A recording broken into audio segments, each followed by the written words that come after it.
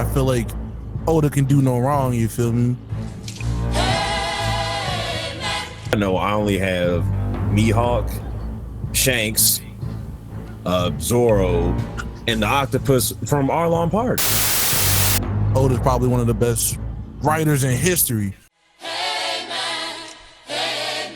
of all time. All right, so we got another controversial Twitter topic. Oda's first L is not giving Zoro a proper rival. Let's get right into it.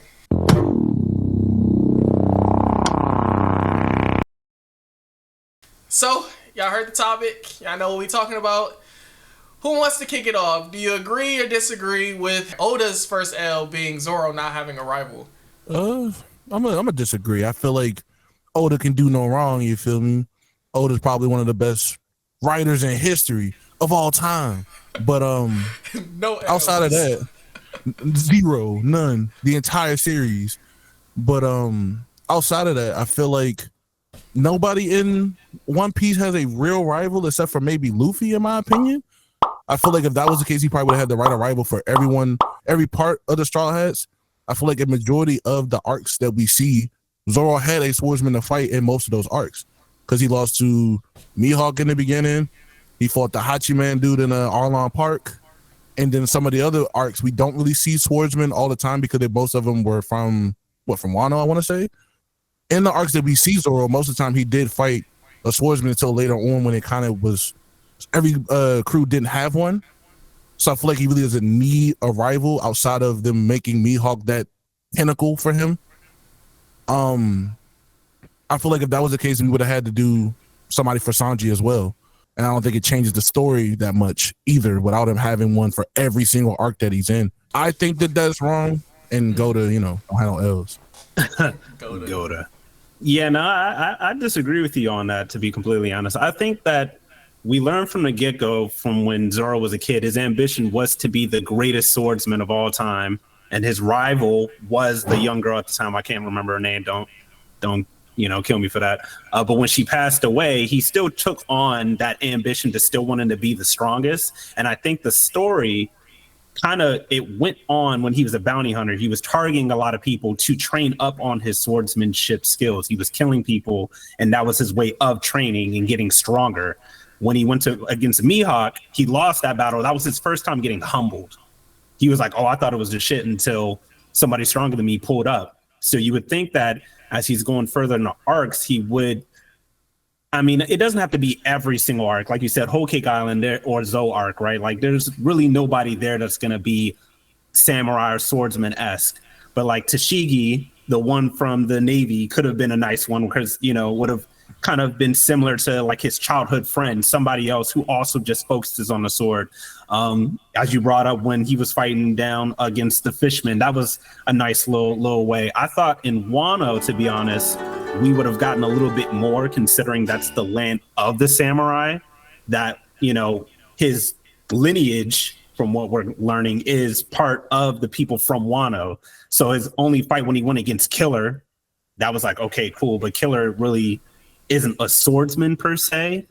But you would think that he's trying to be the strongest swordsman. He should be learning more swordsman techniques and using it against other swordsmen if he's trying to be the strongest swordsman of the universe, i.e. Mihawk. Like, I hear what y'all saying. I just feel like, topic-wise, if this is one of Oda's biggest I think it's a blunder that he didn't have somebody specific in Wano. I think I'd agree with you guys. But for the overall story, I don't think it provides that much more for Zoro if he has somebody he can sword fight with. And to be honest, I don't think we would like Zoro's character that much if in every single arc or every other arc he's fighting a swordsman who has some other fire, winter, ice power. I think it'd get boring. I think this is good that it's open because I like the fight between Zoro and King. And if King was like some swordsman that could fight square up, I think that fight will be watered down a lot. Same with what is it, Mr. One, I think. I forget. I think Mr. One was the other person that he fought. Again, I like that fight. Yeah, I think it does really well because the other person doesn't have a sword. And it looks like, especially with that King one, it looked like King should overpower Zoro, but Zoro's still like, nah, I'm lethal with this joint, and he really shows everybody that this is who I am. Like, he's still a tough swordsman. Do I think that it'd be cooler if every once in a while they sprinkle a little swordsman in there? Maybe, but like, no, like, it's One Piece, the land of like dreams and wishes and devil fruit. I don't need to see a bunch of people with swords swinging around trying to be gods here, because it would have been nice in Wano, though. You're right. I agree. That should have happened in Wano. But everywhere else, I don't care. True. I mean, I see what you mean about it being watered down, and that is true. Every arc, if you see a person with a sword, you'd be like, okay, well, we know who Zoro's fighting. So it does add an element of surprise. Like, I wouldn't expect Zoro to fight anybody with their bare hands. So I guess, it's cool, but it's just like, Zoro wants to be the best swordsman ever. It seems like the only thing in his way is literally Mihawk. So it's like, who do I really have to scale amongst One Piece swordsmen? As far as I know, I only have Mihawk, Shanks, Zoro, and the octopus from Arlong Park. That's pretty much the only swordsman to me that I could think of and go, well, Zoro doesn't have much of a milestone to really go for anymore. It's just like, for him to accomplish his goal, he just has to beat Mihawk. So to me, it just doesn't really add. I'm gonna raise my hand on that one and jump in. Like, if I want to be the best speed walker in the world, and I know that Usain Bolt is the best speed walker, I don't think it takes away from my ambition and my goals to be the best speed walker if Usain Bolt is the limit I have to beat in speed walking. Like, yes, I might not have that much variety of competition. Who's Usain Bolt racing against right now? Other than Tyson Gay, I don't think he even runs anymore from America. Cars. So, like Usain Bolt's fastest man alive title doesn't get taken away just because nobody can compete with him. Nicki Minaj's best female rapper title doesn't get taken away just because she's surpassed everybody. I think it's still a really good title, and it really shows the ambition. I think is really what they're trying to show us with Zoro is, I'm getting it out the mud. This is just ambition and grit. I don't care if there's nobody else there. I'm going to beat you at your own game with my swords, and I'm going to beat the top swordsman when I get a chance. I will say, though, I do think that we need to see Mihawk fight somebody on God tier before we see him, like, seriously, before we see him fight Zoro, because if we don't see that, then it really does kind of tip the scale where there's a missing piece there. But you were saying something. Yeah. Mm-hmm. Yeah, I mean that it's what's that guy name? Shiryu the Rain, the guy from Impel Down. Mm-hmm. I think he's the next swordsman up under Mihawk. So I feel like outside of the ones that we've seen Zoro beat, we've seen him fight the dude in Thriller Bark to get the sword before he gave it back to Wano. You seen him fight Killer, the swordsman in Wano, and I think he got to fight him. I think if he beats him, the one that stabbed Garp, if y'all don't know who I'm talking about, him, after he fights him, because that man can go invisible.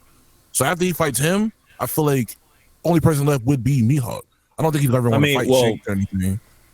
Unless you want to say that Garland is over Mihawk, and then that's a whole nother thing. Like that, if they pull that out the hat, like you said, Mike, Mihawk fights a god level swordsman and he loses, like if he fights Garland or even Shanks with one arm, then I can live with that. Now Zoro has another hurdle to go over. I can live with that definitely. But if he just beats Mihawk and that's it, and we haven't really seen Zoro really, do anything other than train himself, which is cool, but it's like I'd rather see him test out his sword skills on somebody along the way against another swordsman rather than somebody with their bare hands, kind of like Rengoku, Donut, and Demon Slayer. I didn't know how they were going to make it work, fighting a martial artist with a sword, but they made it work. Yep. And they did a good job with it.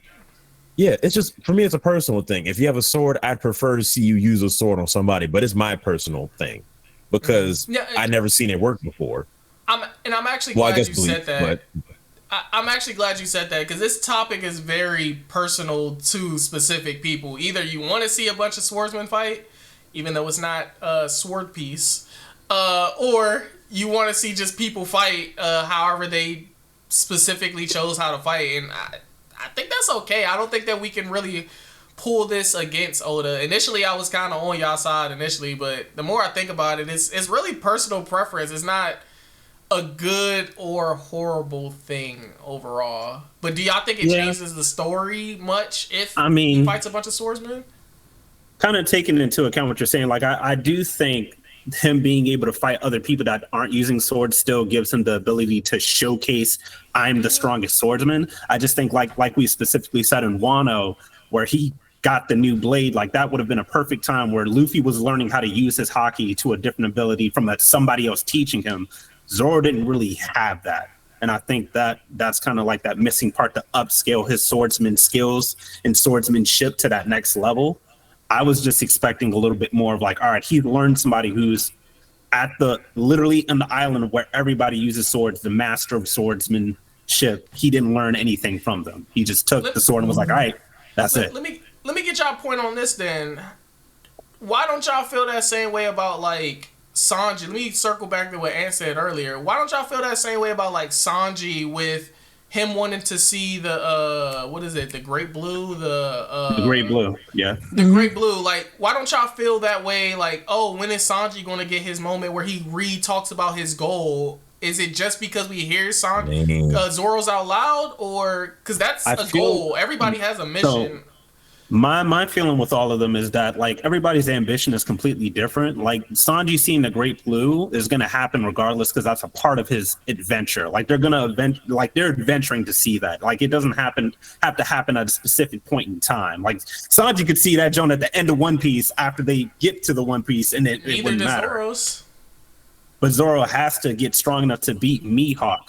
Like I think like at that point in the point of the story, he has to beat Mihawk before they get to the One Piece. I feel like that's him scaling up before the great ending of it all. That's personal preference. That's not true. They can get the One Piece, and then Mihawk is just up there with Crocodile and Buggy, and he like run by ones in front of everybody else like the last time, run by ones, and then we be like, oh yeah, fuck the One Piece.